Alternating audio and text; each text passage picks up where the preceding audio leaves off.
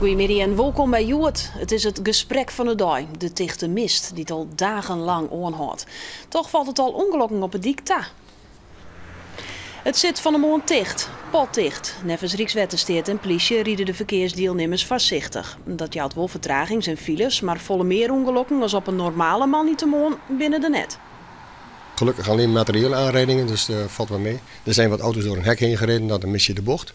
Dus dat zijn echt mistgerelateerde aanrijdingen waar je van zeggen kan. Op dit moment is er op de N31 nog een aanrijding, 2 vrachtauto's die achter op elkaar gebotst zijn. En in de file die daar ontstaan is er nog een vrachtauto die moest uitwijken. Dus dat zal mistgerelateerd kunnen zijn. En daar moeten we het maar even op houden op dit moment.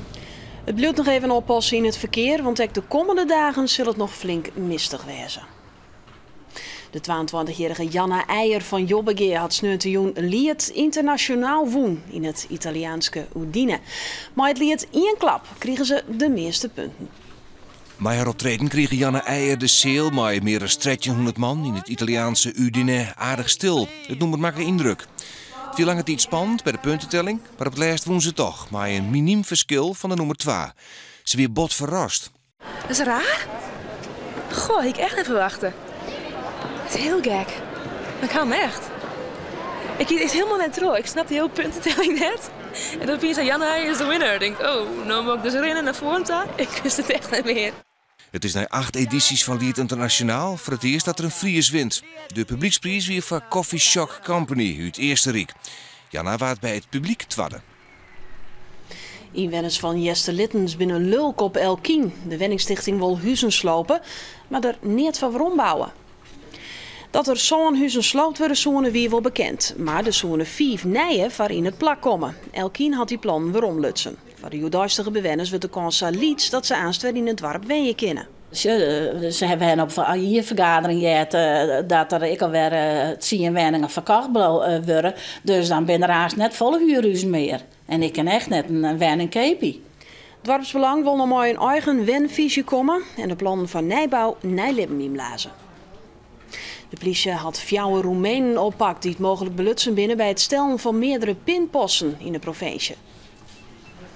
Sneun hielden ze een post stellen van een vrouw uit Bontegeer. De Roemenen hielden haar volgen van een supermerk op een lemmer. Bij haar thuis houden ze haar onder praat, wilst een van de groep naar binnen ging om de post te pakken. Een boervrouw zegt dit en was de politie. De Roemenen konden op haar zoon bij de jouwer aanhouden worden. De wet van Joert al proef draait in het spekjesfabriek in Haans. Als alles goed gaat, dan zullen van Thomas die afweerspekjes van de productieband rollen. Begin september wie er in het spekjesfabriek van Astra Farm in Haans een grote brand. En daardoor kon lange tijd niet produceren worden. De oude man die er in het fabriek inpakwerk dien voor vergelijkbare fabrieken. Het dorp Offenwier is lulk om de kap van een gruttel bjem, krekt boeten het dorp. De bjem zonen de wetterkerende dik waarop ze stenen te bot verzwakken. Het weddenschap is verleden week begonnen met het voorthelling van de Bjem aan de Griene Diek. Een schande, zo vindt het dorp.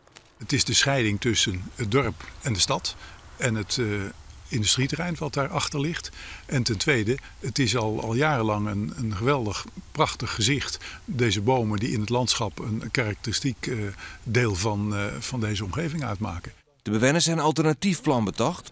Het Simmediekje dat een eindje verderop leidt, zou dan de wetterkerende functie oornemen matten. Dat is net de gemeente net helder, omdat het diekje midden in een stuk natuur leidt en het broekt weer maai als wetterkering. In Ljouwert hebben deelnemers van de Occupy-beweging haar tintjes opzet. Ze hadden het nou al orenwieken vol en als het mat, dan zitten ze hier oeren hier nog.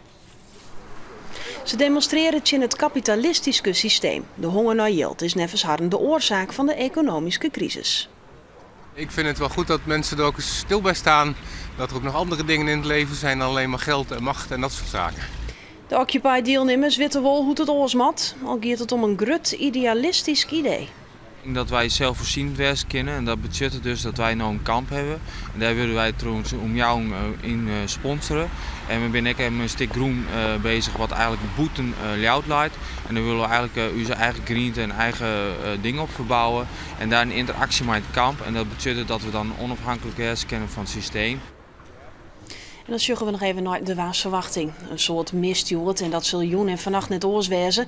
De mist neemt weer ta en de temperatuur luidt om de 1 of 2 graden boven nul. En er kan opplakken frost ondergroen van komen. En morgen op een nij mist of tichte mist en het is monodai maximaal 6 graden. Dit wiet nijs in het kwad, meer nijs zit er om 6 uur, Nijheer en Boppenslag. Nog een mooie dag verder.